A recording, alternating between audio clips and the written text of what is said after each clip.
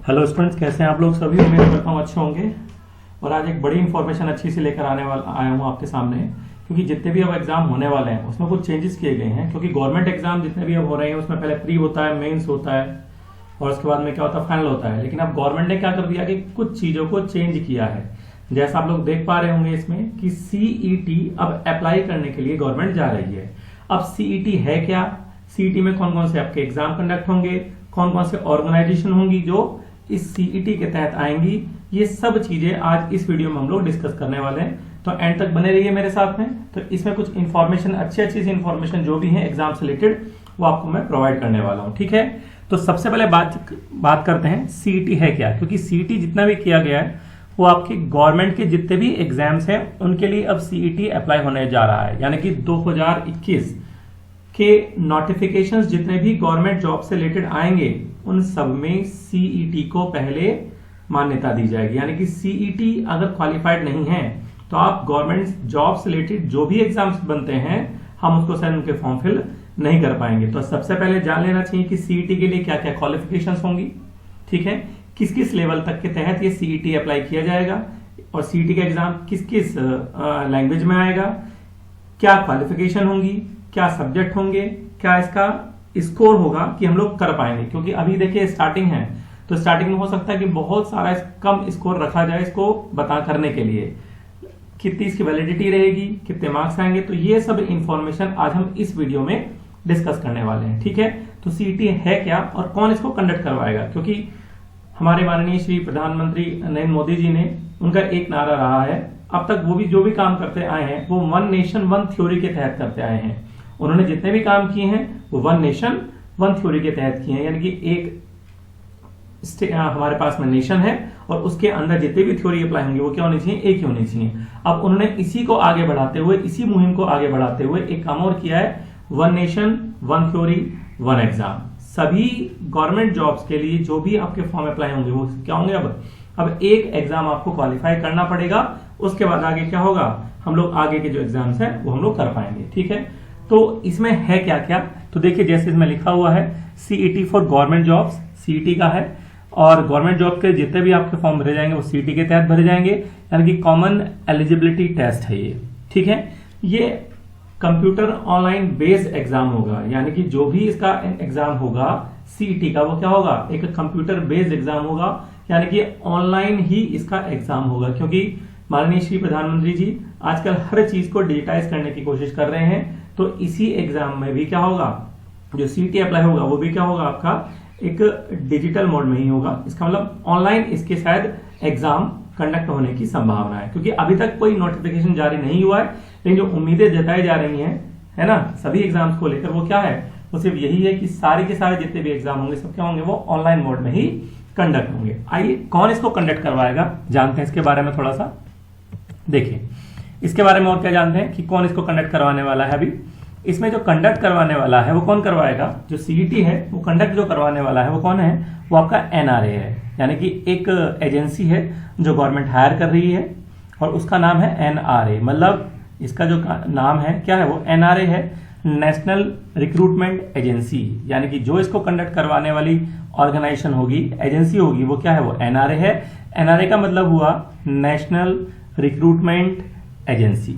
अभी जो national recruitment agency है वो किन किन बॉडीज पर काम करेगी, मतलब इसके अंदर कौन कौन से एग्जाम्स कंडक्ट अभी किए जाने की संभावना है। क्योंकि अभी तक जो मेन एग्जाम है वो क्या है, एक आईबीपीएस का एग्जाम हमारा हुआ करता है। ठीक है, अभी जो बैंकिंग के लिए हम लोग एग्जाम फॉर्म करते हैं तो आईबीपीएस का क्या है, हमारे पास में क्या है, एक एग्जाम है। तो पहला जो एग्जाम इसके अंदर होने वाला है कौन से वाला, एक आईबीपीएस इसके अंदर लिया गया है। एनआरए ने जो ऑर्गेनाइजेशन को लिया है वो कौन कौन से हैं, एक आईबीपीएस को लिया है, एक एसएससी को लिया है, एक रेलवे को लिया। अब आईबीपीएस में चाहे वो आईबीपीएस का क्लर्क हो, आईबीपीएस का पी हो या आरआरबी के जितने भी एग्जाम्स होते हैं, क्योंकि आईबीपीएस इन्हीं को कंडक्ट करवाता है। आईबीपीएस पीओ कंडक्ट करवाता है, आईबीपीएस क्लर्क कंडक्ट करवाता है। ठीक है, आईपीएस का एसओ भी हुआ करता है। ग्रामीण बैंक के जो एग्जाम्स होते हैं, उनकी जो आरआरबीज होते हैं, उनके भी क्या होता है, एग्जाम कंडक्ट करवाते हैं। तो आईबीपीएस के अंदर ये सभी एग्जाम को लिया गया है। एसएससी की अगर हम लोग बात करते हैं तो एसएससी में का मतलब क्या हुआ कि जो एसएससी का एग्जाम है, कि एसएससी का मतलब क्या हुआ कि चाहे वो 10th बेस का एग्जाम हो, यानी कि जो हमारा एमटीएस हुआ करता है, एक आपका CHSL हुआ करता है, एक आपका एसएससी का क्या होता है, सीपीओ भी होता है, और एक आपका सीजीएल हुआ करता है। ठीक है, तो इसका मतलब ये हुआ कि 10 बेस के एग्जाम, 12 बेस के एग्जाम और जो ग्रेजुएशन बेस्ड के एग्जाम होते हैं एसएससी के अंदर, वो सभी क्या होंगे, इसके अंदर आपके सीईटी के अंदर आएंगे जो एनआरए कंडक्ट करवाएगा आपका। उसके बाद में जितने भी रेलवेज के एग्जाम होते हैं वो सब क्या है, एनआरए के पास चले जाएंगे। यानी कि अभी तक हम लोग करते क्या थे कि आईबीपीएस का हम लोग पहले क्या करते हैं, प्री क्वालिफाई करते हैं, ठीक है, फिर मेंस की तरफ जाते हैं। ठीक, यही होता है। उसके बाद में क्लर्क के लिए आपका इंटरव्यू नहीं होता, लेकिन जब पीओ के अंदर जाते हैं तो उसमें इंटरव्यू का प्रोसेस भी हुआ करता है। ऐसे ही एसएससी के अंदर भी क्या होता है, एक अगर हम लोग सीजीएल की बात करें और सीपीओ की बात करें तो उसमें क्या होता है, एक प्री का एग्जाम होता है और दूसरा जो आपका एग्जाम हुआ करता है कौन सा होता है, वो मेंस का होता है। तो हम एसएससी के प्री और मेंस की हम लोग बात करते हैं, ये भी हम होता है। ऐसे क्या होता है, रेलवे में भी कुछ एग्जाम्स होते हैं। ठीक है, तो इसका मतलब ये हुआ कि अब हमें अभी तक हम जो कर रहे थे वो क्या कर रहे थे, प्री एग्जाम दे रहे थे, उसके बाद में मेंस था, उसके बाद में आगे का प्रोसीजर था, जो भी आपका प्रोसीजर हुआ करता है। फिर मेंस होने के बाद अगर एसएससी की बात करें तो उसमें क्या होता है, कुछ रिटन का एग्जाम हुआ करता है। रिटन से मतलब क्या हुआ, डिस्क्रिप्टिव का एग्जाम हुआ करता है। आईपीएस में क्या होता है कि क्वालिफाई करोगे, मेंस होगा, फिर पीओ होगा। तो ये सॉरी पीओ की बात हम लोग कर रहे हैं, आईपीएस पीओ है तो उसका क्या होता है, इंटरव्यू हुआ करता है। तो ये सारे के सारे क्या है, स्टेप है हमारे। अब आईबीपीएस में, एसएससी में और रेलवे में ये जो 2 स्टेप थे हमारे कि कौन कौन से, एक प्री वाला और एक कौन सा वाला, मेंस वाला। अब ये जितने भी एग्जाम्स हैं उन सब का जो प्री एग्जाम होगा वो कौन कंडक्ट करवाएगा आपका, वो सिर्फ और सिर्फ एनआरए कंडक्ट करवाएगा। यानी कि सभी बोर्ड के लिए, यानी कि चाहे वो बैंक का एग्जाम हो, चाहे वो क्या आपका बैंक का एग्जाम हो, ठीक है, या वो आपका एसएससी का एग्जाम हो या रेलवे का एग्जाम हो, अब इन सब के लिए आपका एक एग्जाम होने जा रहा है। यानी कि अभी तक हम लोग अलग अलग एग्जाम देते थे प्री के, अब इन सभी के लिए एक एग्जाम होगा जो सीईटी कहलाएगा, यानी कि कॉमन एलिजिबिलिटी टेस्ट। ये जब तक एग्जाम आप क्वालिफाई नहीं करोगे तब तक आप इन सभी के फॉर्म मेंस के लिए अप्लाई नहीं कर सकते। यानी कि प्री का सिस्टम खत्म करके इन तीनों ऑर्गेनाइजेशंस को सीईटी के लिए अंदर ले लिया गया है ना। सीईटी का एग्जाम कौन करवा रहा है, एनआरए करवा रहा है, मतलब नेशनल रिक्रूटमेंट एजेंसी है जिसको गवर्नमेंट ने हायर किया है। ठीक है, तो अभी तक ये उम्मीद है कि 3 बोर्ड लिए गए हैं, एक आईबीपीएस लिया है, एक एसएससी लिया है और एक कौन सा लिया आपका, रेलवे लिया है। अब क्या क्या क्वालिफिकेशन होगी, इस क्वालिफिकेशन की हम लोग बात कर लेते हैं और इसमें किस किस तरह के सब्जेक्ट आने वाले हैं, क्या सब्जेक्ट्स होंगे, क्या क्वालिफिकेशन होगी, उसके बारे में भी जो बताया गया वो कैसा है। देखिए, इसका जो क्वालिफिकेशन होगा क्या होगा कि सीईटी अगर आपको क्वालिफाई करना है तो क्या होगा, इसके लिए आपको एक 10th बेस पर हम लोग सीईटी क्वालिफाई कर सकते हैं, 12th बेस पर सीईटी क्वालिफाई कर सकते हैं और ग्रेजुएशन पर। यानी कि इन 3 क्वालिफिकेशंस के लिए आपका सीईटी अप्लाई किया जाना है। ठीक है, तो 10th बेस पर हमारे जो भी एग्जाम्स होते हैं गवर्नमेंट जॉब से रिलेटेड, वो सीईटी करवा, पहले सीईटी देना होगा, उसके बाद हम आगे प्रोसेस करेंगे उसका। 12 बेस के ऊपर भी यही कंडीशन होगी और ग्रेजुएशन बेस के ऊपर भी यही कंडीशन होगी। तो मतलब 10th बेस, 12 बेस और ग्रेजुएशन बेस्ड, इन 3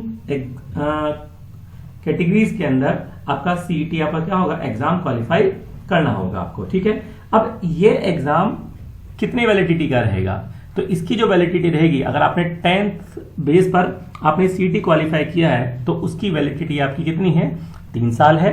12 बेस की करते हैं तो भी वो 3 साल है। ग्रेजुएशन लेवल पर करते हैं हम लोग क्या हुआ, 3 साल है। यानी कि अगर सीईटी आपने एक बार क्वालिफाई कर लिया तो एक बार क्वालिफाई करने के बाद में वो 3 साल तक आपका क्या रहेगा, वैलिड रहेगा, मान्य रहेगा। तो यानी कि तीनों के लिए आपको अगर सीईटी क्वालिफाई करना है तो एक बार करने के बाद में क्या होगा, 3 साल इसकी क्या रहेगी, वैलिडिटी रहेगी। तो 3 साल तक हम एक एग्जाम देने के बाद अपने फॉर्म फिल कर सकते हैं, चाहे वो बैंक का एग्जाम हो, रेलवे का एग्जाम हो, फिर क्या हो आपका एसएससी का एग्जाम हो। अब ये साल में कितनी बार हुआ करेगा, तो भाई 1 साल में ये 2 बार एग्जाम कंडक्ट होगा। तो एक बार में क्या होगा, 1 साल में ये 2 बार, यानी कि साल में 2 बार आपको सीईटी हम लोग दे सकते हैं। यानी कि जिन लोगों ने फर्स्ट टाइम अटेम्प्ट किया सीईटी को और वो क्वालिफाई नहीं हो पाए तो 6 महीने बाद में क्या होगा, दोबारा से हम इस एग्जाम को दे सकते हैं। तो यानी कि क्या होगा, साल में 2 बार हम सीईटी के एग्जाम को अटेम्प्ट कर सकते हैं। तो साल में 2 बार हमें क्या होगा, सीईटी अटेम्प्ट करने का मौका मिल सकता है। ठीक है, क्वालिफाई करने के बाद में क्या होगा, 3 साल तक इसकी वैलिडिटी रहेगी। अब एक बात और जरा आती है, जरा समझना जरा ध्यान से देखिए, इसमें एक चीज जो अभी आ रही है वो क्या आपका आ रहा है, इसमें एक चीज और अभी आया है कि अगर मान लीजिएगा हमने अगर 10th बेस का एग्जाम क्वालिफाई कर लिया या 12th का कर लिया, अगर 10th का कर लेते हैं तो क्या 12th के लिए जो फॉर्म निकलते हैं 12th बेस जिसमें क्वालिफिकेशन होती है, क्या उसमें सीईटी दोबारा से अप्लाई करना होगा, या 12th का करने के बाद में ग्रेजुएशन हम लोगों ने कंप्लीट कर लिया तो क्या इसके लिए क्वालिफाई करना होगा?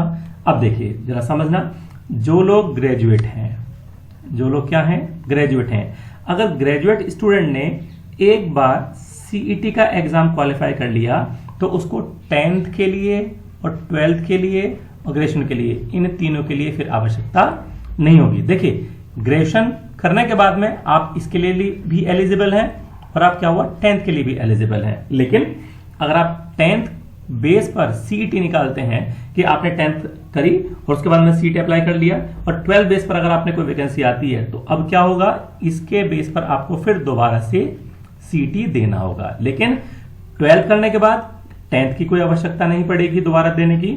ग्रेजुएशन कंप्लीट होने के बाद भी अगर सीईटी देते हैं ग्रेजुएशन बेस पर तो 12th के लिए, यानी कि ग्रेजुएशन अगर हम लोग कंप्लीट करके सीईटी के एग्जाम देते हैं तो 10th और 12th बेस पर क्या होगा, दोनों कंडीशन में सीईटी को फॉर्म एप्लीकेबल होगा हमारा। तो 10th लेवल पर, 12th लेवल पर और ग्रेजुएशन लेवल पर सीईटी का एग्जाम कंडक्ट होगा।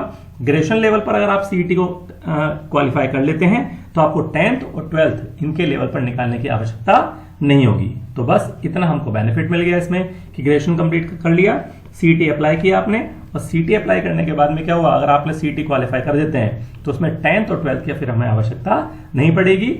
एक साल में 2 बार हम सीईटी को अटेम्प्ट कर सकते हैं, दे सकते हैं और इसकी जो वैलिडिटी है, जिस दिन रिजल्ट डिक्लेयर होगा उसके अगले 3 साल तक ये जो सीईटी का सर्टिफिकेट होगा ये हमारा क्या होगा, मान्य रहेगा। तो क्या होगा, क्वालिफिकेशन इसकी 10th 12th और ग्रेजुएशन बेस है और सीईटी एग्जाम की जो वैलिडिटी है वो कितने साल की है बच्चों, 3 साल की है। तो 3 साल की हमारी ये वैलिडिटी है। अब बात आती है सर इसमें क्या क्या सब्जेक्ट आ सकते हैं। देखिए पॉसिबिलिटी जो दी जा रही है वो क्या है, पॉसिबिलिटी है कि किस लेवल का एग्जाम होगा, मॉडरेट लेवल का एग्जाम होगा, ना तो ज्यादा टफ होगा ना ज्यादा क्या होगा आपका इजी होगा, एक मॉडरेट लेवल का क्या होगा आपका एग्जाम कंडक्ट होगा, जैसा उम्मीद जताई जा रही है। क्योंकि अभी गाइडलाइन इसकी कुछ नहीं आई है, नोटिफिकेशन में कुछ नहीं दिया गया है, लेकिन जैसा हम लोग समझ पा रहे हैं, जैसा बात किया गया है उसके बारे में पता चला है कि इंग्लिश इसमें जो एग्जाम्स होंगे आपके, देखिए इसमें 2 लेवल हैं, एक 10th बेस का और एक 12th लेवल के लिए, है ना। अगर हम 10th और 12th की बात करते हैं तो इसमें आपके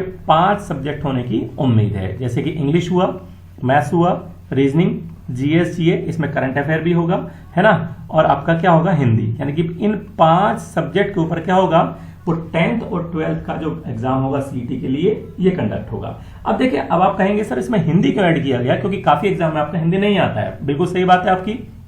एसएससी सीजीएल की बात करें हिंदी नहीं आती है, सीपीयू की बात करें उसमें हिंदी नहीं आती है, एमटीएस में हिंदी नहीं आती, सीएचएस में नहीं आती है। लेकिन बच्चों एक बात बताइए, रेलवे की अगर हम लोग बात करते हैं, अगर हम लोग इसकी बात करें रेलवे की, तो रेलवे के जो एग्जाम हुआ करते हैं उसमें क्या होता है, हिंदी आती है। तो इसलिए उम्मीद ये जताई जा रही है कि जो 10th और 12th लेवल पर जो सीईटी का एग्जाम कंडक्ट होगा उसमें हिंदी आने की संभावना है, क्योंकि रेलवे का जो एग्जाम होता है उसमें हिंदी आती है, तो इसलिए हिंदी को इनको ऐड किया गया है। तो ये उम्मीद जताई जा रही है कि 10th और 12th लेवल पर जो आपके एग्जाम होंगे वो 5 सब्जेक्ट को लेकर होगा, इंग्लिश होगा, मैथ्स होगा, रीजनिंग होगा, जीएस, जीए, करंट अफेयर हो सकता है और इसके साथ में क्या होगा, हिंदी। तो इनके ऊपर हमारा क्या होगा, सीईटी का एग्जाम आपका कंडक्ट होगा। ठीक है। अगर हम यही बात करते हैं किसकी, ग्रेजुएशन लेवल की, तो देखिए ग्रेजुएशन में जो एसएससी का एग्जाम होता है और जो बैंक के एग्जाम होते हैं उसमें हिंदी आपकी नहीं आती है। तो इसमें क्या हुआ आपका कि इसमें सिर्फ एक सब्जेक्ट को हटा दिया गया, किसको, हिंदी को हटा दिया।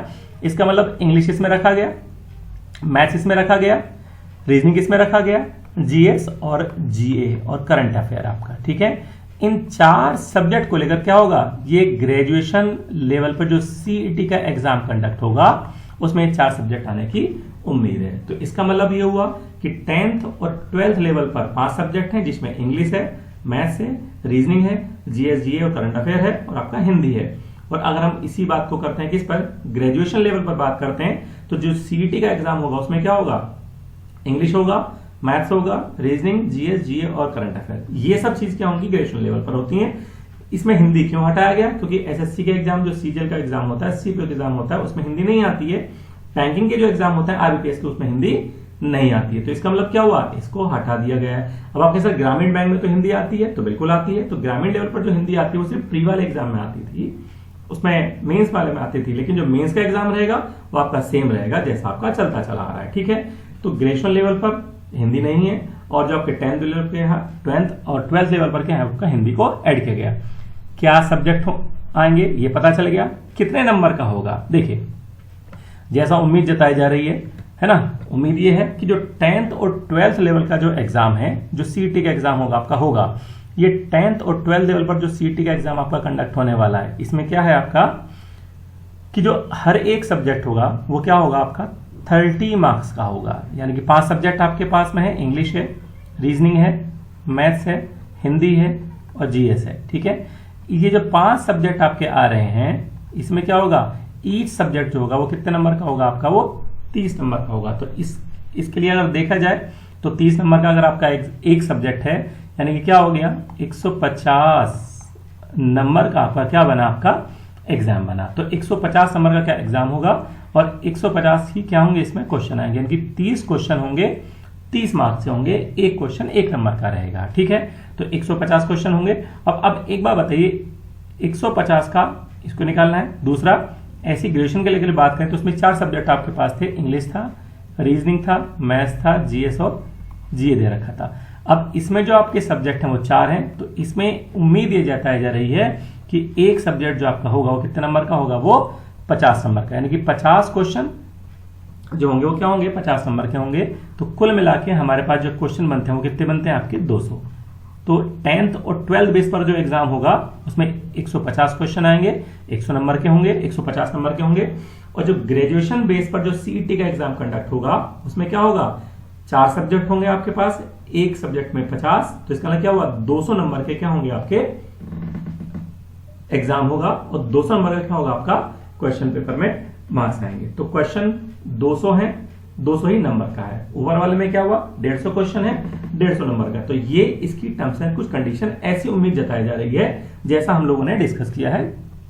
ठीक है, दूसरा क्या इसको रहेगा, क्वालिफाई होगा या नहीं होगा, बिल्कुल ये क्वालिफाइड ही माना जाएगा, लेकिन इसमें कम से कम 60% आपको मार्क्स लाने होंगे। तो ऐसा सोचा जा रहा है कि इसकी जो स्कोर रहेगा वो आपका 60% इसका कट ऑफ रहेगा।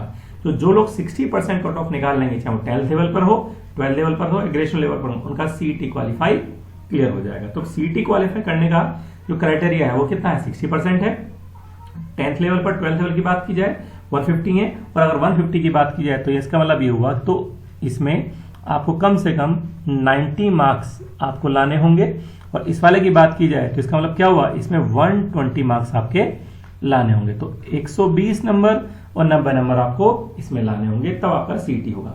देखिए मेंस की अगर हम लोग बात करते हैं तो मेंस के ऊपर कोई फर्क नहीं पड़ा हुआ है।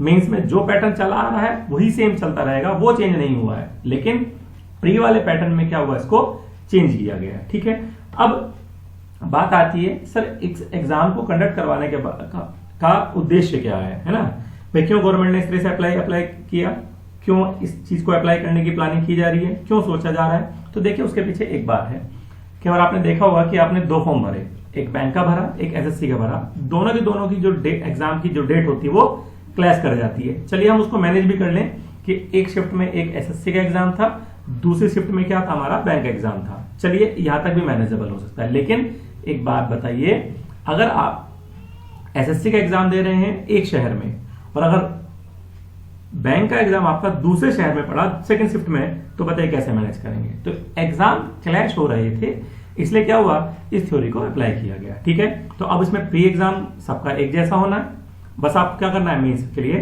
तैयारी करनी है। तो मेंस के ऊपर कोई भी असर नहीं पड़ा है। ठीक है, बेनिफिशियल होगा कि नहीं होगा, बिल्कुल बेनिफिशियल होगा आपके लिए, हर तरीके से बेनिफिशियल होगा। क्यों, क्योंकि अगर सीटी एग्जाम क्वालिफाई कर लेते हैं तो आगे के, अब एक बार बताइए, अगर सीटी क्वालिफाई कर लेंगे तो सभी बच्चों का सिलेक्शन मेंस में नहीं होगा। तो जो प्राइवेट एजेंसीज हैं, जो प्राइवेट ऑर्गेनाइजेशंस हैं, जैसे बैंक की हम लोग बात करें, एचडीएफसी बैंक है, प्राइवेट बैंक है, एक्सिस बैंक है, वो प्राइवेट बैंक है, आपका आईसीआईसीआई बैंक है, वो प्राइवेट बैंक है। ठीक है, आगे जाके बहुत सारी जो चीजें हैं वो और प्राइवेटाइजेशन होने वाली हैं। तो ये जो प्राइवेट ऑर्गेनाइजेशंस हैं ये भी क्या करेंगे, इसी लेवल पर जो लोग सीईटी क्वालिफाई कर पाएंगे उसी लेवल पर क्या होगा, ये वहां से स्टूडेंट को कलेक्ट करेंगे, तब अपने यहाँ पर क्या रखेंगे, जॉब को करेंगे। मतलब क्या हुआ कि अगर हम गवर्नमेंट सेक्टर की तरफ जा रहे हैं तो सीईटी ठीक है, लेकिन प्राइवेट जो बॉडीज हैं वो भी क्या कर रही है, सीईटी के जो स्टूडेंट्स क्वालिफाइड हैं उनको ही एक्सेप्ट करेंगी। तो हो सकता है कि जो प्राइवेट सेक्टर में अगर हम लोग जाते हैं तो फिर से कहने लगे कि भाई हमें सीईटी क्वालिफाई होना चाहिए, तो वहां से जो बच्चा है सीईटी अगर क्वालिफाई होगा तो क्या होगा, ये हमारा बेनिफिशियल होगा। तो ये सब चीजें आपके बेनिफिट के लिए की गई हैं, ठीक है। One nation one theory one exam की एक मुहिम है, उसको चलाने गया। ऑनलाइन एग्जाम होगा आपका, ठीक है। टाइम ड्यूरेशन कितना रहेगा वो अभी नोटिफिकेशन जब आएगा उसके बारे में पता चलेगा, ठीक है। नेगेटिव मार्किंग होगी या नहीं होगी वो सब चीजें अभी गाइडलाइंस आने के बाद ही पता चल पाएगा। लेकिन जब तक हम लोग क्या करें, इस तरह के पैटर्न को अप्लाई कर रहे हैं, अपने माइंड में ये चीज बना लें कि हाँ भाई ये चीज अब होनी है तो होनी है, क्योंकि इसके बिना अब हम मेंस एग्जाम को क्वालिफाई नहीं कर सकते, ठीक है। तो उम्मीद करता हूं ये सब चीजें आपको समझ में आ गई होंगी, ठीक है। अभी से आप लग जाइए अपने जो मेंस का टारगेट है उसको अचीव करने के लिए, सीटी की प्रिपरेशन करते रहिए, क्योंकि 2021 के अंदर जितने भी नोटिफिकेशंस आएंगे एग्जाम्स के, उन सब के अंदर सीईटी को पहले अप्लाई किया जाएगा। तो सीईटी के जो एग्जाम है वो 2021 से आपके अप्लाई होने की उम्मीद है। तो चलिए इसी चीज के साथ हम लोग आपसे विदा लेते हैं। अगली बार एक नई वीडियो लेकर आएंगे, उसमें कुछ सिलेबस की बातें होंगी, क्योंकि हमने बहुत दिनों से अपना कुछ पढ़ा भी नहीं है, तो एक नए टॉपिक को डिस्कस करने जा रहे हैं, ठीक है। तो चलिए, thank you very much, thanks a lot.